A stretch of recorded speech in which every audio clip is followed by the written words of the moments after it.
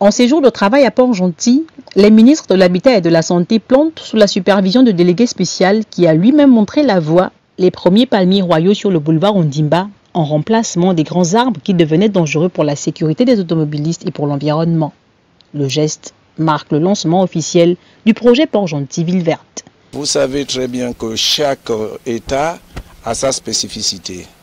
On parlait à l'époque de Bangui la verte, Alger la blanche. Et pourquoi Port-Gentil n'aurait pas un cachet?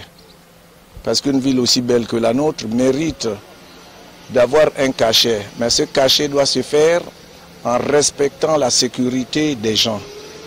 Il y avait des arbres plantés au boulevard quand on allait à l'aéroport.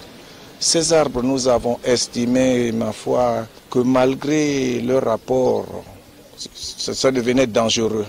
Parce que les racines cassent le terre-plein. En plus, lorsqu'on roule de nu, la visibilité est nue. Fort de cela, nous estimons que Port-Gentil, qui fut à l'époque considéré comme un paradis, pour ne pas exagérer, la ville de sable, doit recouvrir sa beauté. L'opération de planting s'étendra à d'autres points stratégiques de la ville. Le délégué spécial précise cependant que Port-Gentil Ville Verte est l'affaire de tous. Je ne m'arrête pas au niveau de l'aéroport. Je voudrais que le front de mer également puisse changer de gueule. Parce que, ma foi, on ne peut pas porter une chemise, se protéger la poitrine et avoir le dos dehors. Port-Gentil doit redevenir une belle ville qui puisse, quand on arrive, être charmé. Cela n'est pas le travail d'un seul homme.